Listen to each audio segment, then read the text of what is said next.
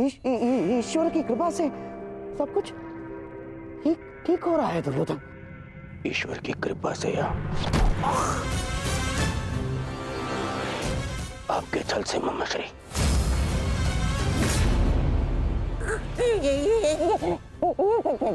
क्या कर रहे हो ये?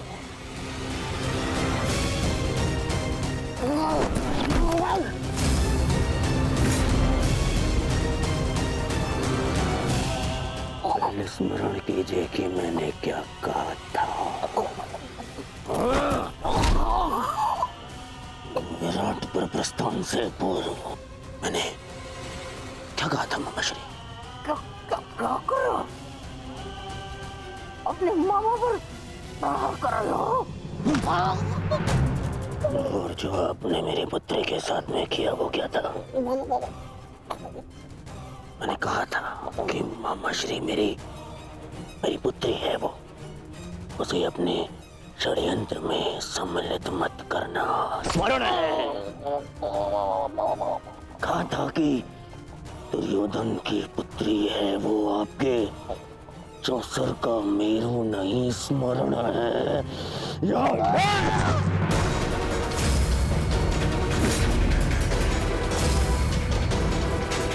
छल किया आपने मेरे साथ। अब स्वीकार कीजिए, स्वीकार करिए सत्य को कि आप कभी लक्ष्मणा का विवाह उत्तर से कराना ही नहीं चाहते थे। स्वीकार कीजिए कि आप लक्ष्मणा को यहाँ लाए ही थे ताकि आप उसका विवाह राम के साथ कराने की योजना बना सके। जो कुछ हुआ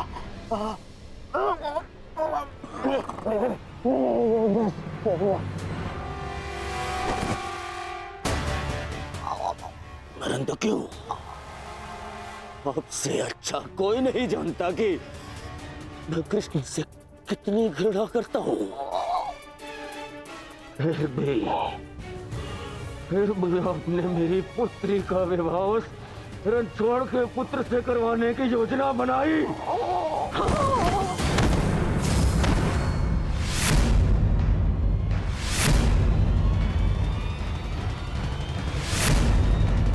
तुम्हारे भलाई के लिए, हस्तिनापुर के भविष्य के लिए, हमारी बच्ची लक्ष्मणा की प्रसन्नता के लिए किया मैंने।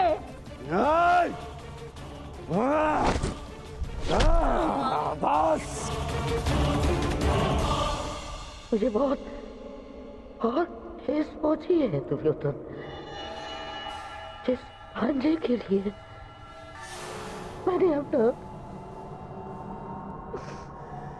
अपना राजपाट, अपनी प्रजा सबका त्याग करके यहाँ हस्तिनापुर में बैठ गया, इसे इतना अपना माना मैंने कि अपने संतान को भी भूल गया।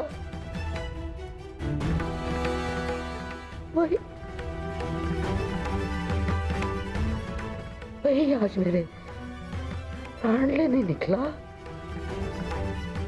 है दुर्योधन। मैंने ये सब इसलिए किया कि होने वाले महायुद्ध में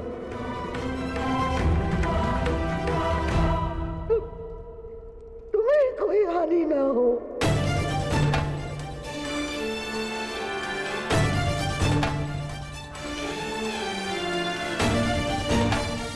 ऐसे लक्ष्मणा का विवाह करा, शाम से विवाह करा, क्या मैं बिना युद्ध के पांडवों से जीत जाऊंगा? नहीं, परंतु पांडवों की विजय के मार्ग में बाधा अवश्य आएगी, बाधा अवश्य आएगी।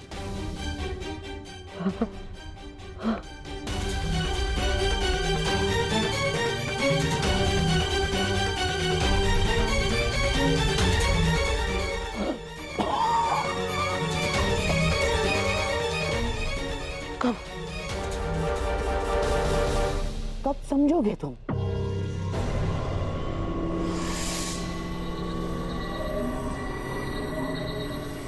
यदि यदि मैं ये ना करता तो कोई और करता,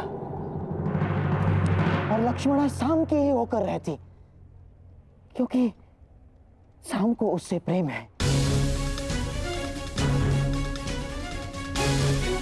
यदि इस एक विवाह के कारण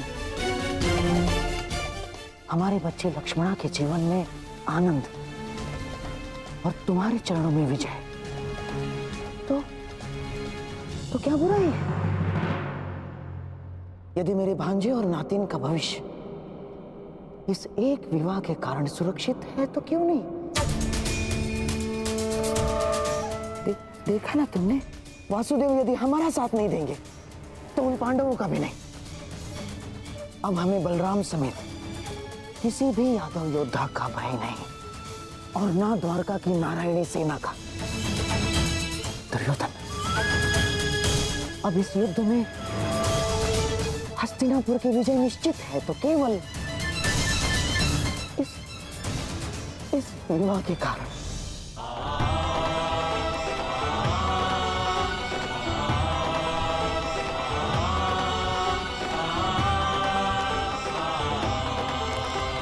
देखो कान्हा, भाग्य किस प्रकार बदलता है। कुछ ही समय पहले हम द्यूत खेल रहे थे और कुछ ही समय पश्चात हमारे भतीजे का विवाह हम देख रहे हैं।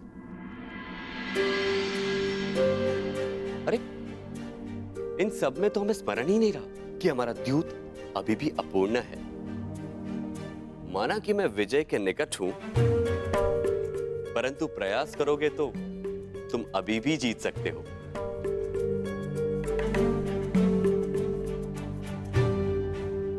क्षमा चाहता हूं दाऊ, परंतु ये दाव भी मैं पूर्ण नहीं कर पाऊंगा। क्यों? क्या हुआ? चूंकि महायुद्ध की भांति हमारे दाव की स्थिति भी विकट है, और विकट स्थिति में भाग नहीं लेना चाहिए। इसका आदेश आपने ही मुझे दिया है ना दाऊ?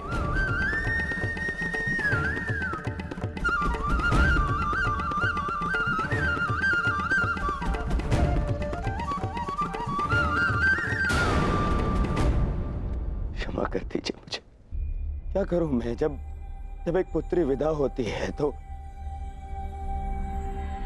उसके पिता के आंखों में अश्रु होते हैं, परंतु मेरी इन आंखों में अश्रु है क्योंकि मुझे मेरे शत्रु के समक्ष झुकना पड़ा। कितना बड़ा मूल्य चुका रहा हूं मैं इस विजय का, मामा श्री। कितना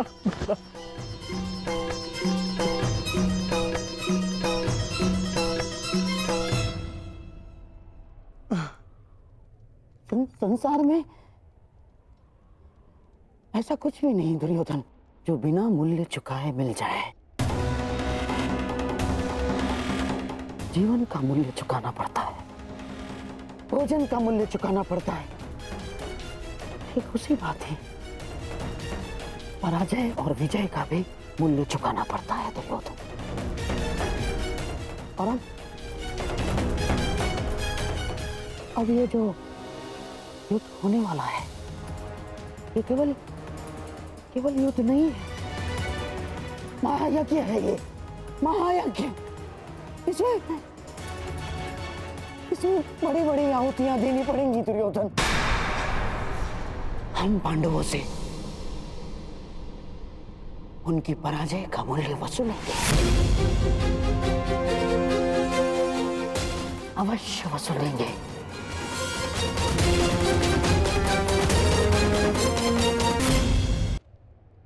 कान्हा,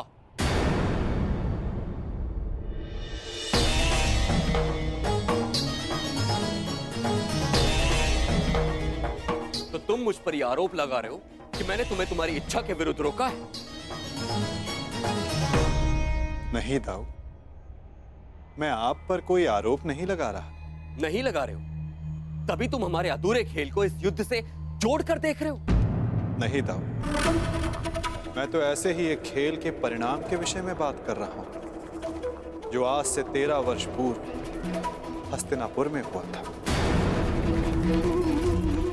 मैं तुम्हारे शब्दों का अर्थ भली भांति जानता हूं कान्हा। तो क्या अर्थ है मेरे शब्दों का? यही कि तुम कुरुवंश के बीच होने वाले इस महायुद्ध में भाग लेना चाहते हो।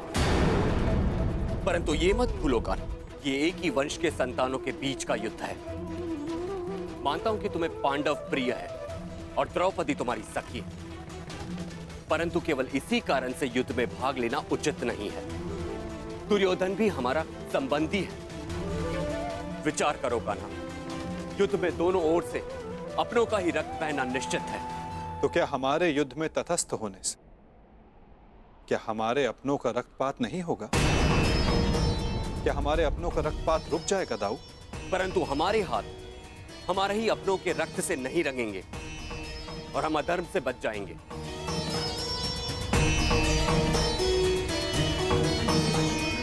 हाँ दाऊ, हमारे युद्ध में तटस्थ रहने से हम इस रक्तपात से अवश्य बच जाएंगे, परंतु क्या हम उनकी रक्षा कर पाएंगे जिनकी रक्षा करना धर्म की मांग है?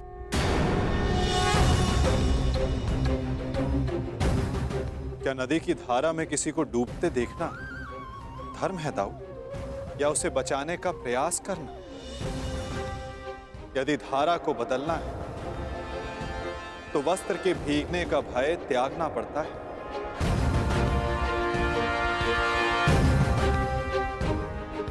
यदि नया कुंभ बनाना है तो माटी को हाथ लगाना ही होगा।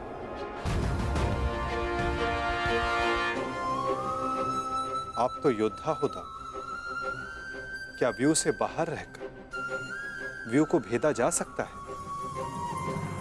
यदि अधर्म का नाश करना है तो धर्म का पक्ष लेना ही होगा, क्योंकि धर्म युद्ध अपना धर्म ना निभाना भी अधर्म ही होगा ना दाऊ। हमने पहले भी अपने संबंधी के रक्त से अपने हाथों को रंगा है, ताकि निर्दोष जनों रक्त के अश्रु ना बहाने पड़े। मामा कंस स्मरण है ना दाऊ? जो भी होगा ना, मैं इस युद्ध में भाग नहीं लूंगा। मैं आपको इस युद्ध में सम्मिलित होने के लिए बाध्य कर भी नहीं रहा हूं दाऊ। आपके निर्णय का पालन कर, आपके वचन का मान रखना मेरा धर्म है, जिसे मैं पूर्ण अवश्य करूंगा दाऊ।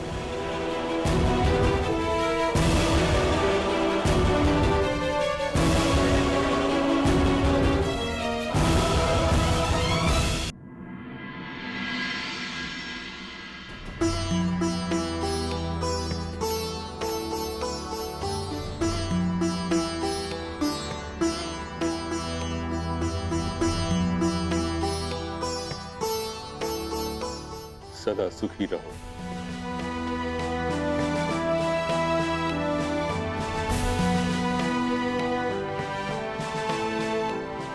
पुत्रवती भव।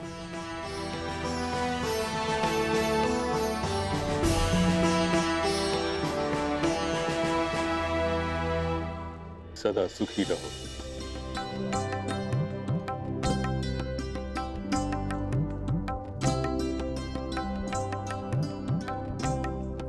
पुत्रवती भव।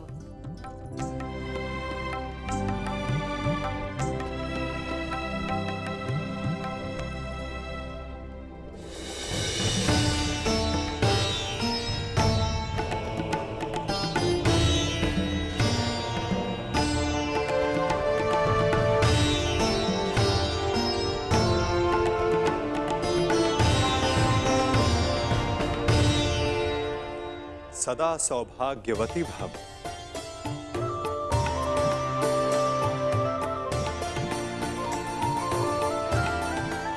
पुत्री लक्ष्मणा, मुझे बहुत प्रसन्नता हुई कि तुम्हारे पिता ने कन्या की स्वतंत्रता का मान रखा।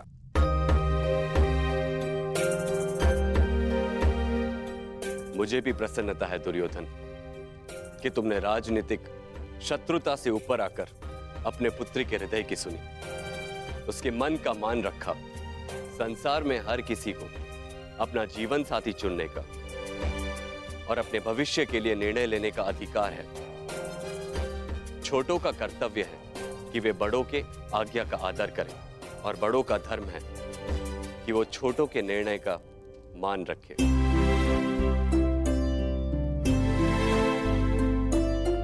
और मैं भी आज यही करने जा रहा हूं।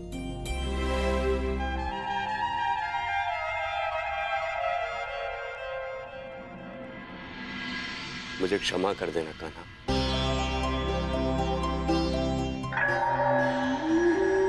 मैंने अपने अधिकार का अतिक्रमण किया। तुम्हारी ओर से मुझे निर्णय लेने का कोई अधिकार नहीं था।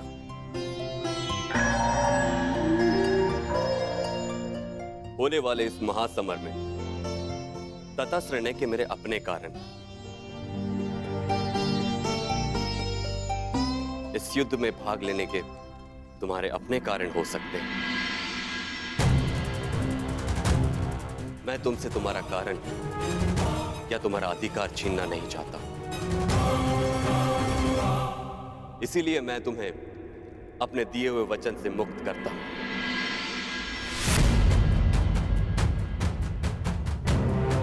और युद्ध में तुम्हें किस पक्ष में जाना है, उसका निर्णय तुम स्वयं ले सकते हो।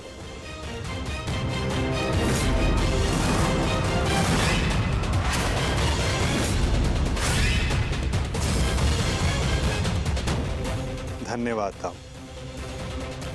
मैं जानता था कि आप मुझे निराश नहीं करेंगे।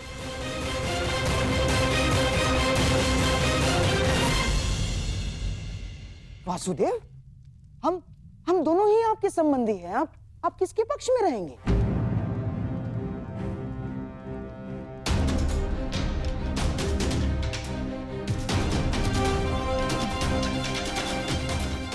ना, मेरे कहने का तात्पर्य ये है वासुदेव कि अपनों का रक्त बहाना क्या अधर्म नहीं होगा? धर्म का समर्थन ना करना मेरे विचारों के अनुसार अधर्म है गांधार राज। जो सक्षम हो, आवश्यकता पड़ने पर उसे धर्म युद्ध में आगे बढ़ना चाहिए।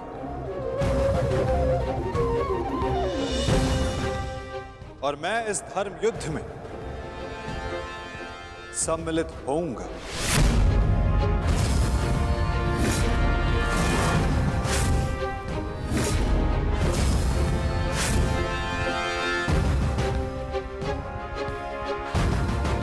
तो युद्ध में आप किसका समर्थन करेंगे वासुदेव?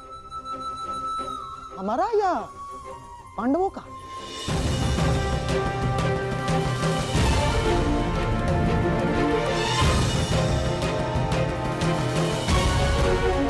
उसका गांधार राज जो मेरे पास सर्वप्रथम समर्थन मांगने आएगा।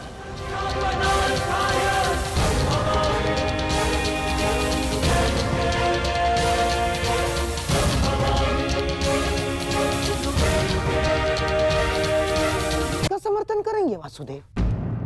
हमारा या पांडवों का?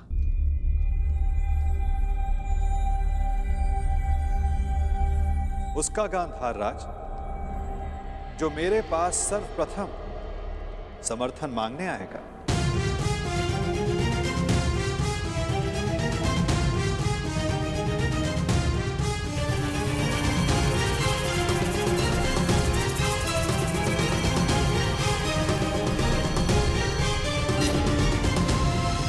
आगे बढ़ो दुर्योधन।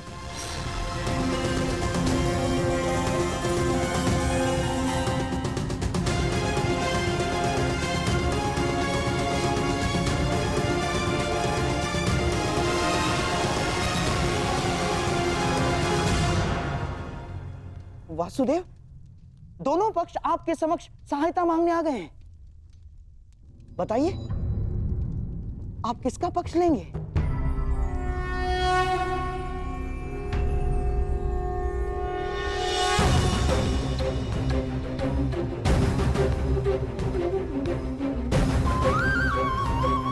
ये विचारों की सहायता नहीं है गांधार राज, ये युद्ध के लिए मांगे जाने वाली सहायता है, जो मुझसे नहीं द्वारिका से मांगी जा रही है। यह हस्तिनापुर और इंद्रप्रस्थ का विवाद, इसलिए धर्म के नाते दोनों राज्यों के प्रतिनिधि को द्वारिका आना होगा।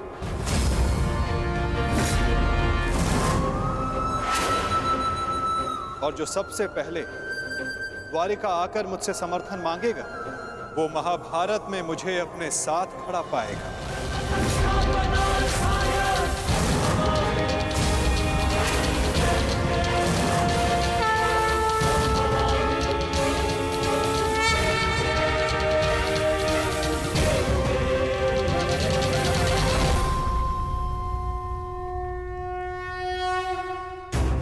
कुछ समय पूर्व कन्या पक्ष की ओर से आपने मुझे कुछ भेंट दी थी गांधार राज। ये भेंट सदैव आपको अपनी पराजय स्मरण कराती रहे वासुदेव। परंतु अब उसकी कोई आवश्यकता नहीं, क्योंकि युद्ध में सम्मिलित होने के बाद उन पासों का मेरे लिए कोई महत्व नहीं रह जाता।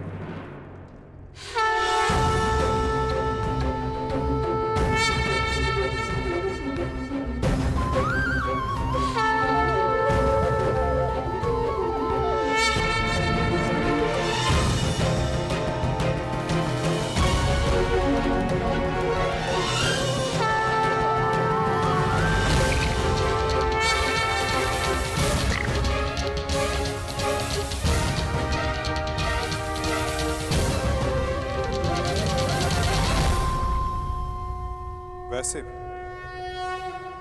ये चौसर का खेल नहीं है गांधार राज।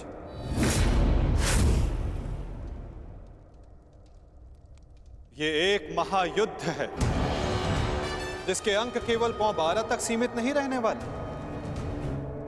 ये खेल बहुत बड़ा होगा, जिसका आरंभ शंखनाद से होगा और अंत शस्त्र